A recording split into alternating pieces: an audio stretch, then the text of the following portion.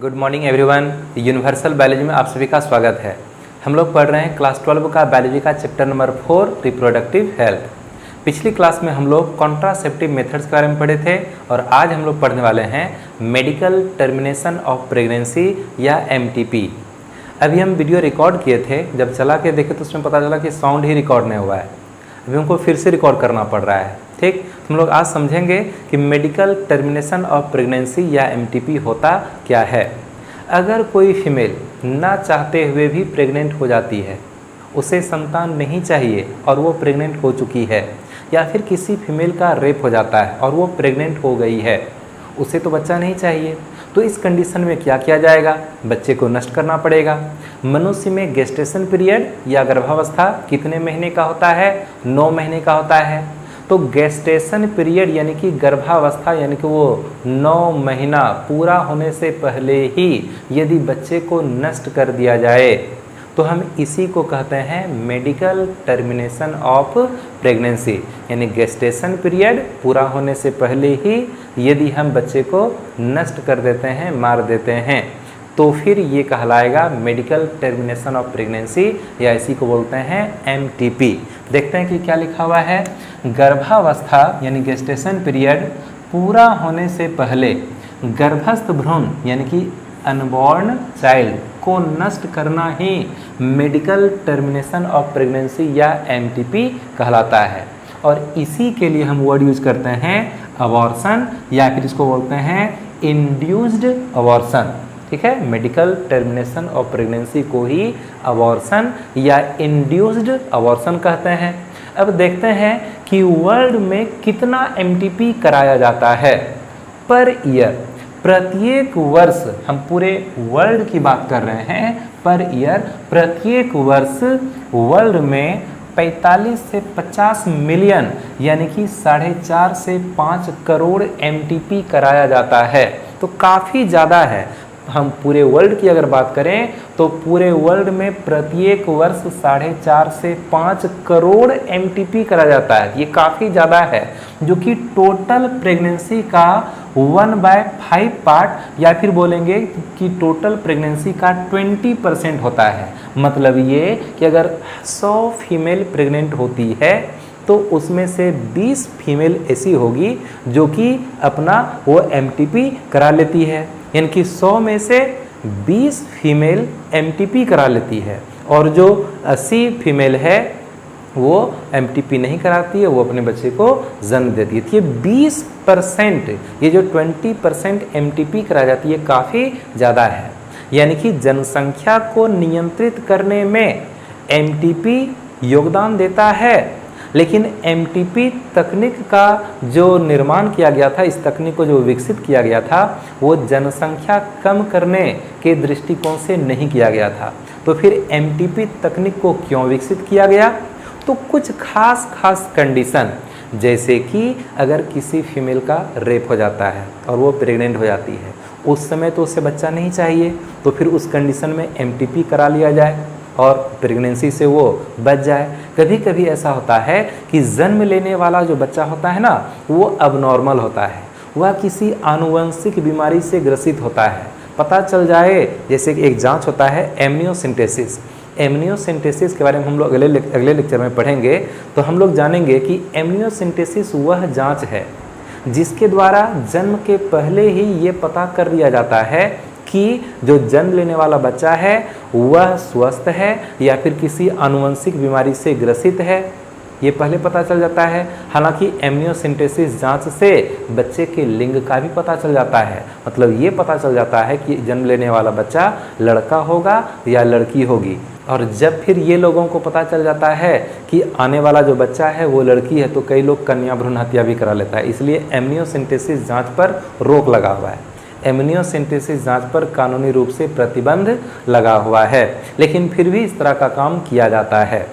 तो जब ये पता चलता है कि आने वाला जो बच्चा है वह अबनॉर्मल होगा, किसी आनुवंशिक बीमारी से ग्रसित होगा और उस बच्चे का आगे चल कर के कोई इलाज भी नहीं हो सकेगा, तो वह बच्चा धीरे धीरे माँ बाप के ऊपर बोझ टाइप का बन जाएगा और बच्चा अपना जीवन भी सुखी संपन्न तरीके से नहीं जी सकेगा। तो इस कंडीशन में एमटीपी करा लिया जाए। तो एमटीपी विधि का जो निर्माण किया गया, इस तकनीक को जो विकसित किया गया, तो इसलिए विकसित किया गया कि जहाँ ज़रूरत हो, जैसे रेप का केस हो या फिर अबनॉर्मल बच्चा जन्म लेने वाला हो, या कभी कभी ऐसा होता है कि जब माँ के पेट में बच्चा पल रहा होता है और माँ उस बच्चे को जन्म देने की कंडीशन में नहीं होती है, तो फिर उस कंडीशन में माँ को बहुत खतरा हो जाता है, माँ की जान को खतरा रहता है। तो माँ को बचाने के लिए बच्चे को मारना पड़ेगा और इसके लिए भी एमटीपी कराने का नियम है। तो ये सब बात को ध्यान में रख करके एमटीपी तकनीक का यूज किया जाने लगा, लेकिन लोगों ने इसका मिसयूज किया। इस तकनीक को जो विकसित किया गया था, मिसयूज करने के दृष्टिकोण से इस तकनीक को विकसित नहीं किया गया था। जहां ज़रूरत हो वहां पर एमटीपी विधि का यूज करने के ख्याल से ही इस विधि को विकसित किया गया था। अब कई देशों में इस तकनीक पर रोक लग गया है, एमटीपी पर कई देशों में रोक लग गया है, क्योंकि लोग इस तकनीक का उपयोग कन्या भ्रूण हत्या यानी कि मादा भ्रूण हत्या के लिए करने लगा। यानी कि जैसे पता चल गया, एमनियोसेंटेसिस जांच से पता चल गया कि आने वाला जो बच्चा है वो लड़की है, अब लड़की नहीं चाहिए। अगर किसी को लड़की नहीं चाहिए तो जन्म के पहले बच्चे को नष्ट कर दिया जाता था, यानी कि एमटीपी करा लिया जाता है।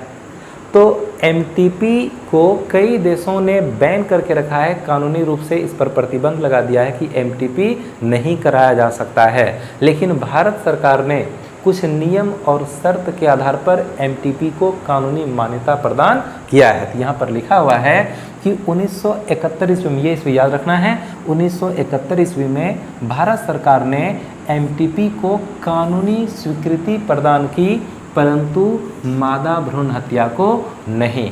मतलब 1971 ईस्वी में भारत सरकार ने एमटीपी को लेकर के एक कानून पास किया, जिसमें कहा गया कि आप कुछ खास कंडीशन में आप जो है एमटीपी करा सकते हैं, लेकिन अगर आप चाहते हैं कि मादा भ्रूण हत्या कराने के लिए एमटीपी कराएं तो फिर कानून उसका आदेश नहीं देता है। आप एमटीपी कुछ खास कंडीशन में करा सकते हैं, लेकिन मादा भ्रूण हत्या करने के लिए एमटीपी नहीं करा सकते हैं। अब आगे हम लोग देखते हैं कि एमटीपी का तरीका क्या है। तो प्रेगनेंसी जो होता है मनुष्य में वो 9 मंथ का होता है, जिसे 3 ट्राइमेस्टर में बांटा गया। शुरुआती 3 महीना फर्स्ट ट्राइमेस्टर, उसके बाद का अगला 3 महीना सेकेंड ट्राइमेस्टर, और फिर उसके बाद का फिर 3 महीना थर्ड ट्राइमेस्टर। यानी कि 9 महीना पूरा हुआ तो हम फर्स्ट ट्राइमेस्टर की बात करते हैं, यानी शुरुआती 3 महीना की बात करते हैं। तो शुरुआती 3 महीना में कितना सप्ताह हो जाएगा? 12 सप्ताह हो जाएगा। 1 महीना में 4 सप्ताह, 3 महीना में 12 सप्ताह। तो अगर शुरुआती फर्स्ट ट्राइमेस्टर यानी शुरुआती 3 महीने की हम बात करें तो एमटीपी कराना वो सेफ रहता है, माँ के लिए सेफ है। एमटीपी जब होता है ना तो बच्चा तो नष्ट होता ही है, कभी कभी माँ को भी खतरा हो जाता है। तो ध्यान देना ये रहता है कि माँ बच जाए, माँ को खतरा ना हो। तो शुरुआती 3 महीना यानी कि फर्स्ट ट्राइमेस्टर में अगर एमटीपी हम कराते हैं, यानी कि 12 वीक तक, 12 सप्ताह तक में, प्रेगनेंसी के 12 सप्ताह तक में अगर हम एमटीपी कराते हैं तो सुरक्षित तरीके से एमटीपी हो जाएगा, माँ को कोई खतरा नहीं होगा। लेकिन उसके लिए करना क्या पड़ेगा? तो कम से कम एक मेडिकल प्रैक्टिशनर से सलाह की ज़रूरत होगी, यानी कि किसी एक अच्छे डॉक्टर से पहले सलाह लेना पड़ेगा कि हम एमटीपी कराना चाहते हैं, क्या ये सुरक्षित रहेगा या नहीं। डॉक्टर ने कहा कि हाँ ये सुरक्षित रहेगा, तो फिर आप जो है एक मेडिकल प्रैक्टिशनर यानी एक डॉक्टर की सलाह से आप एमटीपी करा सकते हैं। और ये एमटीपी किस कंडीशन में कराया जाता है?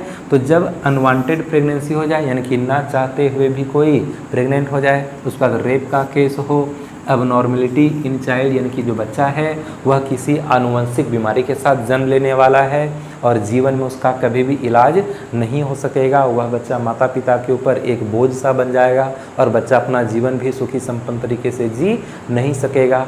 तो इन कंडीशन में आप एमटीपी करा सकते हैं और शुरुआती 3 महीना यानी कि 12 वीक के अंदर अंदर अगर आप एमटीपी कराते हैं तो सरकार से कोई परमिशन भी लेने की आवश्यकता नहीं होती है। लेकिन जैसे फर्स्ट ट्राइमेस्टर बीत जाता है और सेकेंड ट्राइमेस्टर शुरू होता है सेकेंड ट्राइमेस्टर का मतलब अब 3 महीना को वो समय पार कर गया है। 3 महीना से 6 महीना के बीच का जो समय रहता है ना वो कहलाता है सेकेंड ट्राइमेस्टर। तो सेकेंड ट्राइमेस्टर को हम यहाँ लिखें 6 मंथ बोल सकते हैं या फिर 24 वीक्स बोल सकते हैं। 3 महीना से ऊपर का बच्चा रहेगा और 6 मंथ यानी कि 24 वीक के अंदर का जो बच्चा रहेगा, उस कंडीशन में अगर एमटीपी कराया जाता है तो माँ के लिए खतरनाक हो सकता है। बच्चा को तो आप नष्ट कर ही रहे हो, बच्चा को तो नष्ट कर ही रहे हो, लेकिन इस कंडीशन में यानी कि ये जो सेकेंड ट्राइमेस्टर में अगर एमटीपी कराया जाता है तो ये माँ के लिए खतरनाक हो सकता है कि माँ की जान चली जाए। ठीक, तो फिर लेकिन फिर भी हो सकता है, एमटीपी हो सकता है। उसके लिए क्या करना पड़ेगा, तो 2 मेडिकल प्रैक्टिशनर से सलाह लेना पड़ेगा, यानी कि 2 अनुभवी डॉक्टर से पहले बातचीत करना पड़ेगा। जैसे पहले एक डॉक्टर से बातचीत किए, डॉक्टर ने कहा हाँ हो सकता है, तो सिर्फ उनकी बात को सुन करके हम एमटीपी नहीं करा सकते हैं, वह एमटीपी सुरक्षित नहीं हो सकता है। तो फिर क्या करना पड़ेगा, किसी और दूसरे डॉक्टर से भी जाकर के सलाह लेना पड़ेगा। हम दूसरे डॉक्टर से भी सलाह लेते हैं कि क्या एमटीपी करना सही रहेगा, क्योंकि बच्चा थोड़ा बड़ा हो चुका है, यानी सेकेंड ट्राइमेस्टर में हम प्रवेश कर चुके हैं।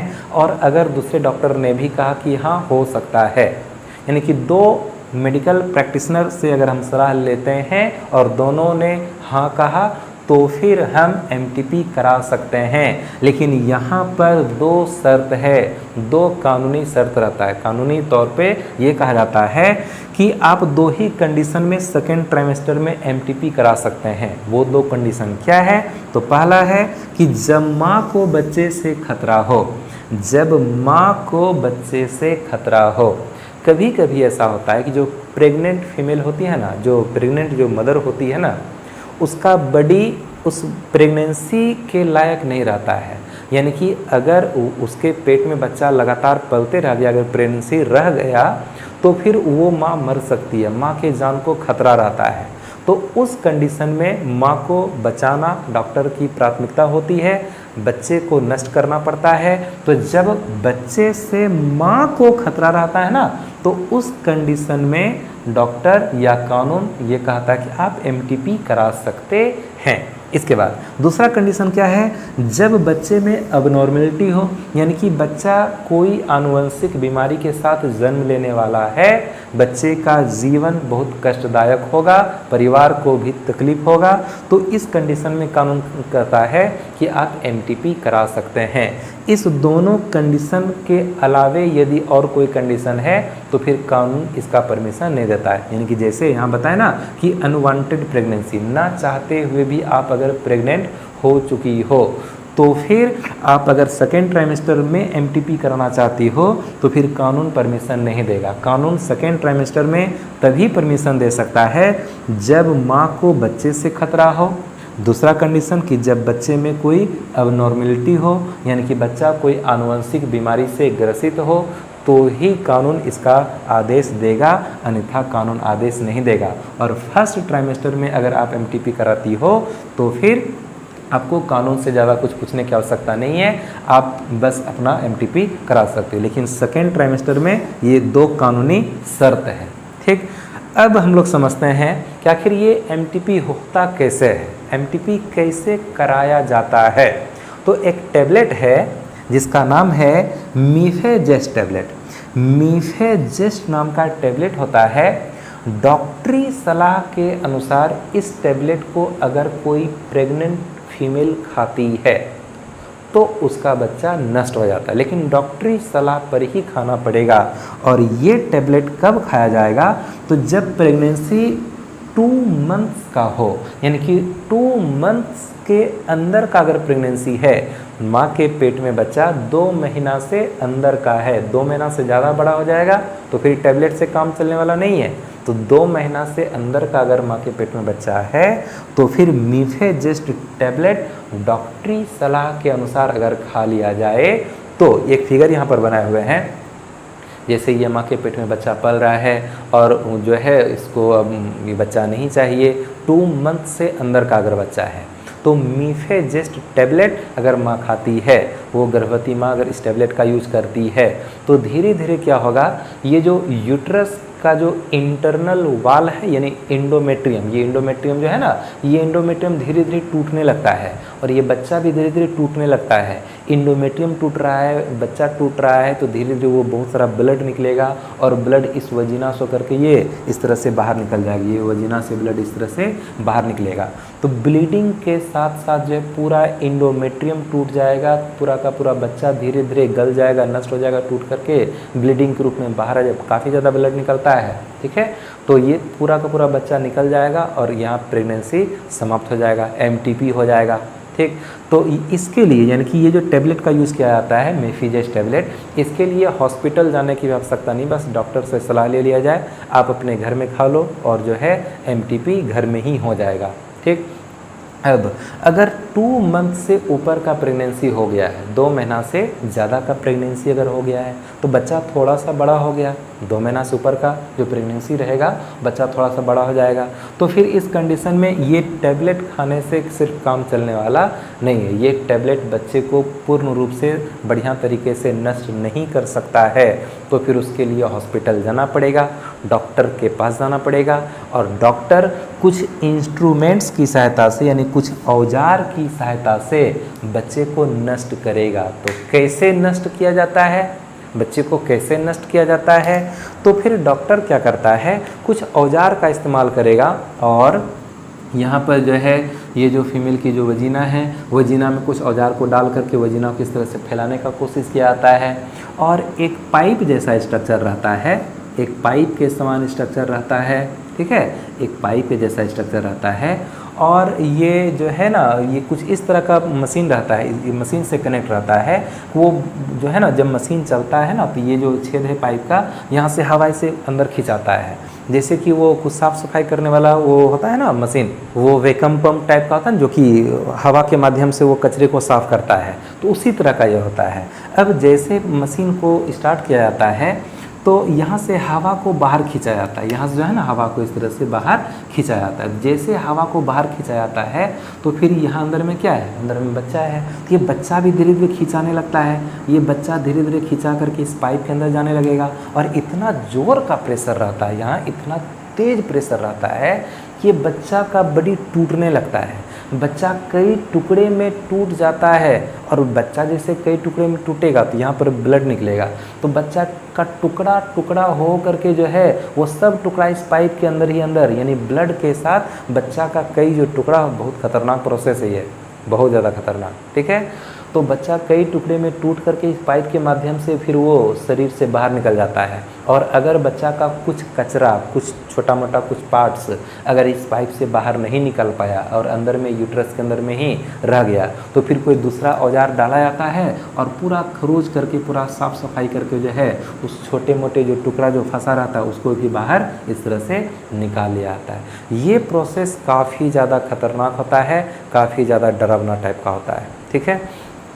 तो इस तरह से एमटीपी हॉस्पिटल में कराया जाता है और अगर 6 मंथ से ऊपर का प्रेगनेंसी हो चुका है ना, अगर 6 मंथ से ऊपर का प्रेगनेंसी हो चुका है तो फिर एमटीपी नहीं हो सकता है। एमटीपी कराने पर फिर 100% वो माँ मर जाएगी, इसलिए 6 मंथ के अंदर अंदर यानी कि जो सेकेंड ट्राइमेस्टर है उस तक में ही एमटीपी हो सकता है। लेकिन यहाँ पर भी ये माँ के लिए खतरनाक होता है, ध्यान में रखना है। और सुरक्षित तरीके से एमटीपी कब होगा, फर्स्ट ट्राइमेस्टर यानी कि अंडर 12 वीक्स सुरक्षित तरीके से एमटीपी हो सकता है। तो अभी हम लोग समझे कि एमटीपी क्या होता है और एमटीपी को किस तरह से कराया जाता है और एमटीपी कराने के लिए क्या क्या कानूनी शर्त है, ठीक है।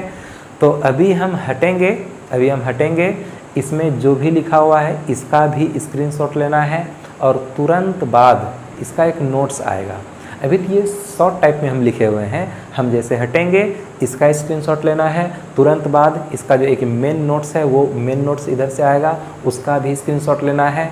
और हम लोग अगले लेक्चर में मिलेंगे एमनियोसेंटेसिस टॉपिक को लेकर के। एमनियोसेंटेसिस टॉपिक जिसमें कि हम लोग पढ़ेंगे कि जन्म के पहले ही बच्चे में किसी आनुवंशिक रोग बीमारी का पता लगाया जाता है, बच्चे के लिंग का भी पता लगाया जाता है। तो हमारा जो अगला टॉपिक होगा वो होगा एमनियोसेंटेसिस। तो मिलते हैं अगले क्लास में, ऑल द बेस्ट।